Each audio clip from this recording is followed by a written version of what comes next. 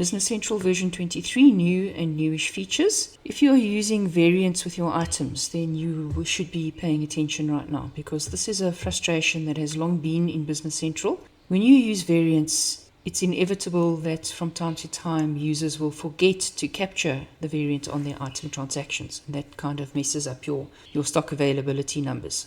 However, in version 23, I think it's brand new in this version, we have inventory setup. We have a couple of settings to help us control this. So the first is on the inventory setup itself to provide a default. There's an option here that says it specifies whether a variant must be selected if the variant exists for an item. So this is a global setting. If I turn it on, it will mean that all items with variants by default must have a variant captured on transactions. I'm choosing for now to leave it off. I go to my items and I go to a couple of new ones that I've just created in my demo database. This is thing called an Xbox, and I have set some variants on it. I've created 3 variants, and I have said that if a variant exists on this item, I do in fact want to enforce the use of it. So how does that work? If we go to purchase orders, I have already created purchase order.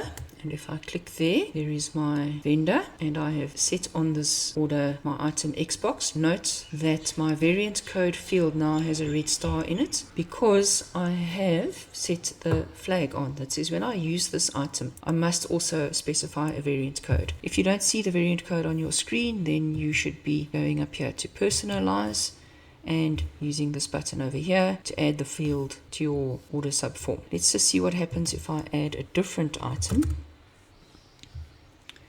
Microphone. Note on this one now I do not have the red star because this item does not have any variants created.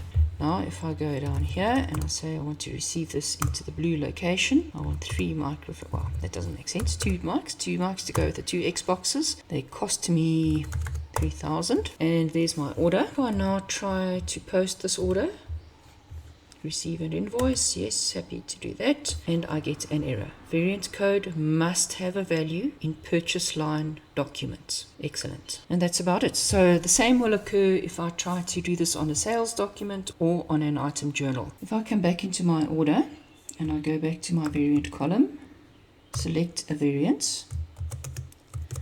Need to fix my descriptions on my variants, but nevertheless, Xbox white. I can now post again, and let's see if this will now go through. Excellent. There it is. It's done. It's posted. So to recap, I have a global setting on the inventory setup. Inventory setup. That becomes my global for all items over here. In variant inventory, variant mandatory if exists, and I have an item by item override where I can say yes or no or default, and that will enforce me to make use of my variant codes on all transactions. Every single thing that involves an item that has a variant, or rather in my case, every single transaction that involves this item must now carry a variant, and that should stop a lot of errors. It should also mean that we can remove 1 or 2 customizations from our applications. Thank you, Microsoft. It's a long overdue. Cheers.